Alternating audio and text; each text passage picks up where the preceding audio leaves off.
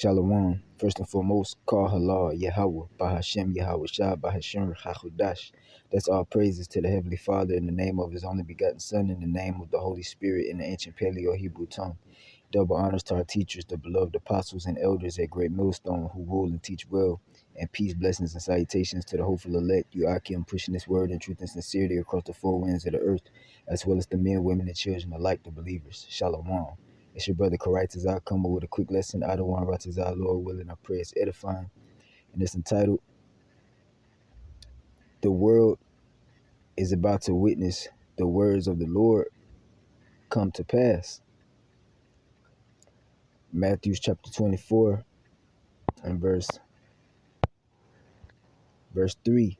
And as he sat upon the Mount of Olives, the disciples came unto him privately, saying, Tell us, when shall these things be, and what shall be the sign of thy coming and of the end of the world?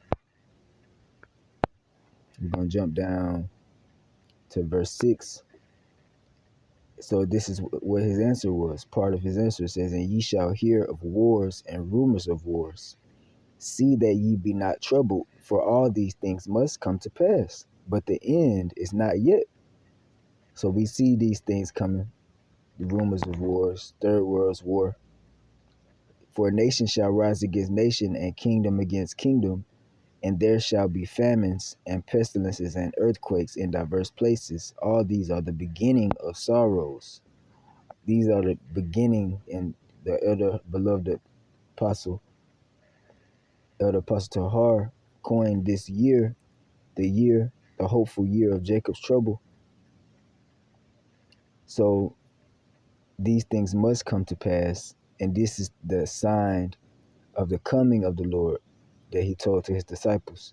When you see nations rising against each other, rumors of wars, famines, which is rumored to be on the way very soon, pestilences, which are rumored to be on the way very soon, diseases, new ones, earthquakes in diverse places. You got this earthquake in Japan has issued a major tsunami warning following a series of strong earthquakes on Monday.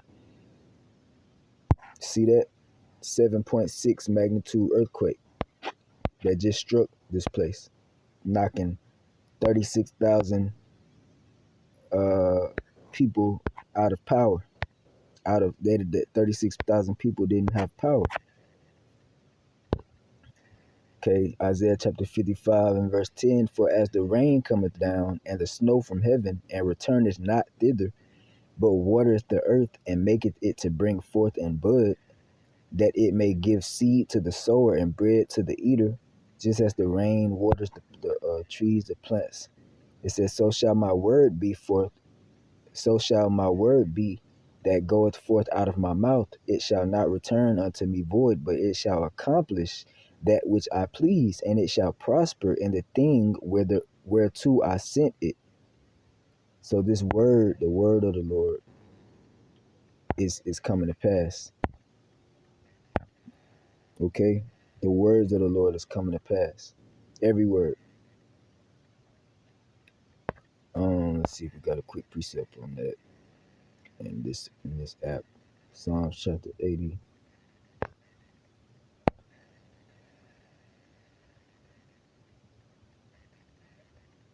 Okay. Let's go to Ezekiel chapter 12 and verse 20. Start at 26. No, let's start at 24. Ezekiel 12 and 24. For there shall be no more any vain vision, nor flattering divination within the house of Israel. Right? All of our people are waking up to this truth and understanding the words that the prophets have been speaking on the highways and byways and on these videos, the truth of the Bible that we have been pushing upon our people. Our people are starting to see it for what it is, and it's the truth, because they're starting to see the words of the Lord coming to pass. It says, For I am the Lord Yahweh Shemel Shai. I will speak, and the word that I shall speak shall come to pass. It shall be no more prolonged, for in your days, O rebellious house, will I say the word and will perform it, saith the Lord Yahweh Shemel Shai. Again, the word of the Lord came to me, saying, Son of man, behold, they of the house of Israel say the vision that he seeth is for many days to come. And he prophesied of the times that are far off. Therefore say unto them, and that's exactly what our people say. That's not in our time. That may be in a different generation. Our sons, daughters. Nah, the Lord said this time is that this is what the people say. The vision that he seeth is for many days to come, and he prophesies of the times that are far off. Therefore say unto them, Thus saith the Lord Yahweh, there shall none of my words be prolonged any more, but the word which I have spoken shall be done, saith the Lord Yahweh. Habakkuk chapter 2 and verse 3. For the vision is yet for an appointed time, but at the end it shall speak and not lie. Though it tarry, wait for it, because it will surely come, it will not tarry. So this word, you see, this word that the Lord spoke is coming to pass. Okay, and then it's going to sneak up. The Lord said he's coming like a thief in the night, because he's going to sneak up on our people. It said when they shall say peace and safety, then shall sudden destruction come, even famines and plagues and the sword, because that's how everything is about to go down according to the word of the Lord. And all these people from the see the word that we've been speaking through the Spirit of Power Yahweh Shemeshah is true. Proverbs chapter 11. Matter of fact, let's go to Amos chapter 8. It says around verse 11.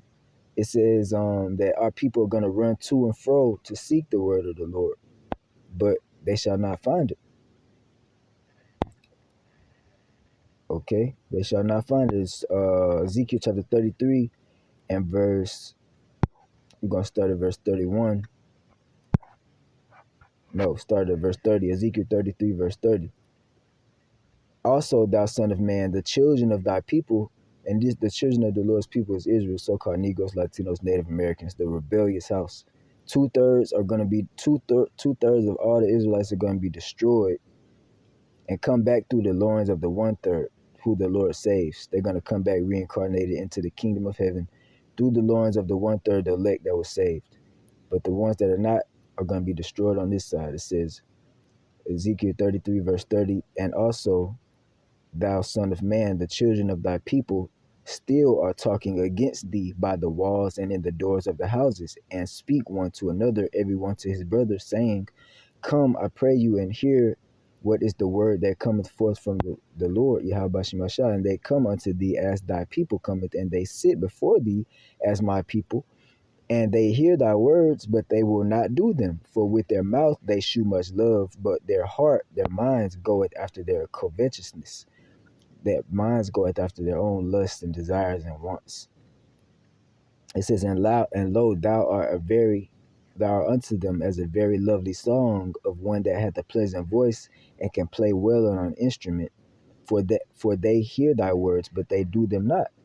And our people, yeah, they say, oh, that's a beautiful way to look at the Bible and stuff like that. That would be nice if we had a kingdom and we was ruling and stuff, but they don't believe that it's true. It says they will not do the words of the Lord. They don't believe them, proving you show that you have faith by your works, and our people don't have the works to back up that they believe this word. So it says, verse 33, and when this cometh to pass, lo, it will come, these words will come to pass. It says, then shall they know that a prophet hath been among them. Because prophet means to say before, to prophesy, to say things before they happen. And the Lord wrote everything before it's happening throughout the history. So now these words are coming to pass, and they're going to know that these words were true, that the prophets were speaking. All right, when all hell breaks loose, then they're going to know. Let's see, 2nd Ezra chapter 15, and we're going to start at verse 12. Egypt shall mourn. Egypt here, when you read Deuteronomy chapter 28, verse 68, we were brought to Egypt again on slave ships, on ships. And this is that Egypt, America.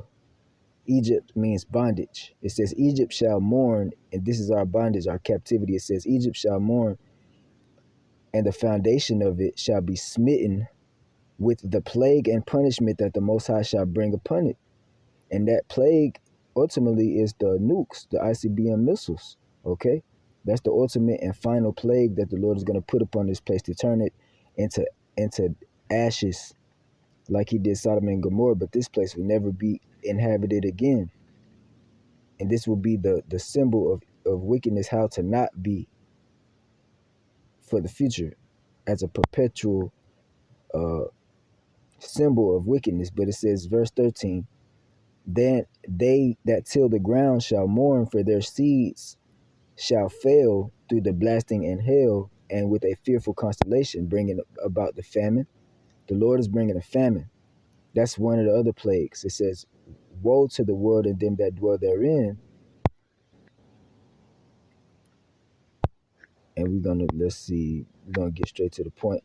We're gonna jump down to verse 5 to verse um 17. A man shall desire to go into a city and shall not be able, because the previous verses was speaking about the sedition, the riots, the uproars of the people that's happening, that the Lord also said when you read 2nd Ezra chapter 9, this is the time, the way we measure the times to see what time we're in. When we see uproars of the people, okay, it says, for because of their pride, the city shall be troubled, and the houses shall be destroyed, and men shall be afraid. The Lord is bringing these things upon the earth because the Lord controls each and every organism in creation, every person. So he's bringing and making this tension and chaos in the earth because of the pride of the people. A man shall have no pity upon his neighbor, but shall destroy their houses with the sword. The sword is a killing instrument. It says, and spoil their goods because of the lack of bread and for great tribulation. Spoil their goods, violently rob them, because it's going to be a famine out here. No food, no water, no power, no nothing. So people gonna be wilding, not listening to the authorities, not listening to the presidents, the police, none of that.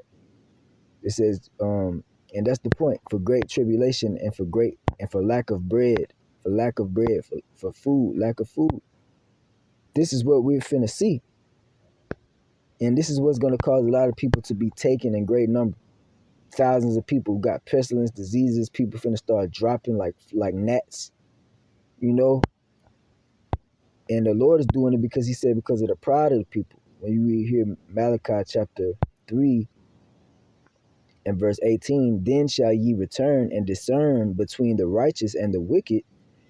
How do we discern between the righteous and the wicked? It says, between him that serveth the Most High and him that serveth him not.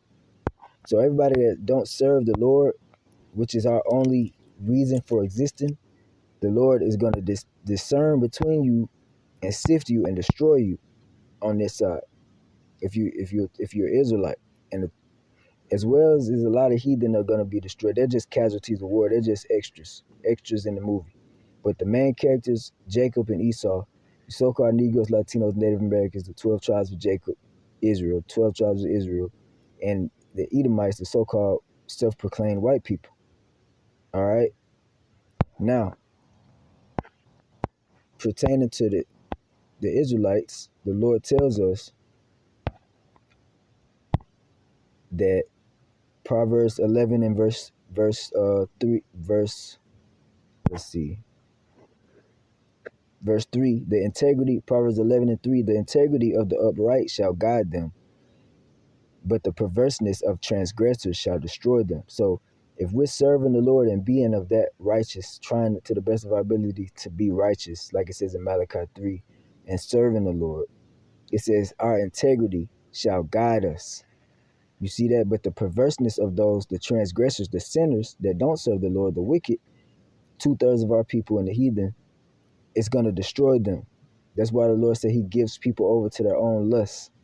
And what they give their time to is going to be their God. What they give their time to is their gods. So the Lord said, let your God save you. Everything that you gave your life to, let it save you. It is not going to be able to, because it says riches profit not in the day of wrath, but righteousness delivereth from death. The righteousness of the perfect shall direct his way, but the wicked shall fall by his own wickedness. The righteousness of the upright shall deliver them, but the transgressors shall be taken in their own naughtiness. You see, so they're gonna know that a prophet was among them when all hell starts breaking loose around them.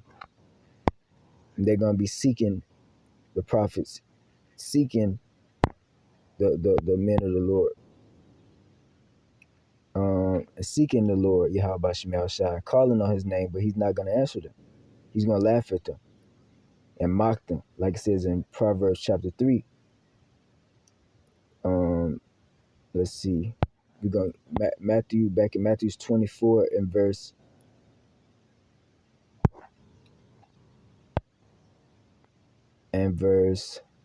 12. And because iniquity shall abound, the love of many shall wax cold. And everybody's about to see the truth for what it is, and everybody's heart's gonna turn cold because they're gonna know, damn, this was real the whole time. You know, we've been wasting our time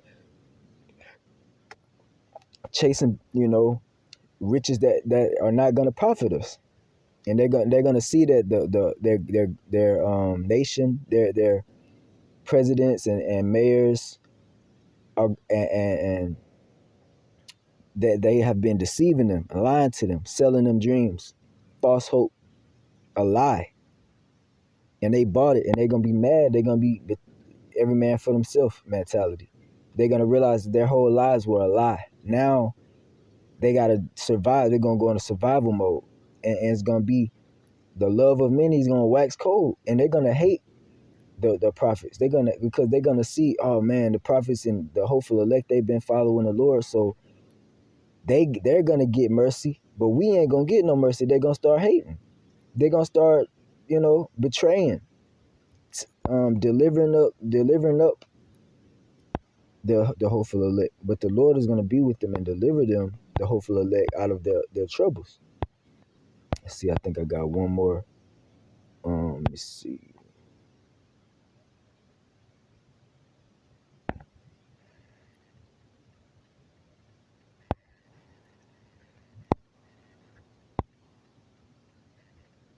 No, I don't got one.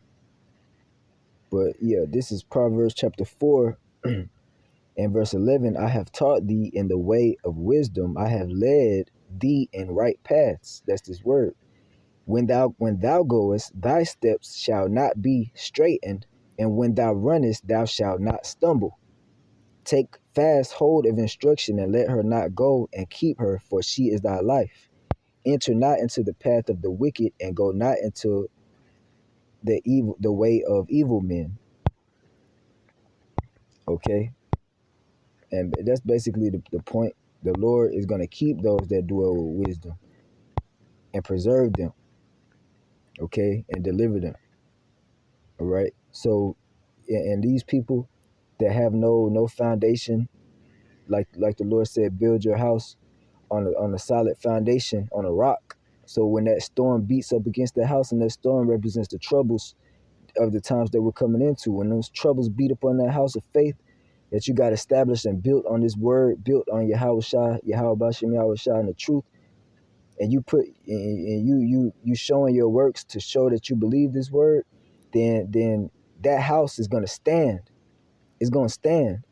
But those that built their house on sand, and it's not a solid foundation on this word, they built their house with the affairs of the world.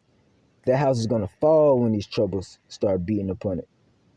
So, I don't want to Lord willing, I pray this lesson was edifying, and then they give it all praise to Yahweh, Bahashem, Yahweh Shai, Bahashem, Rechachudash.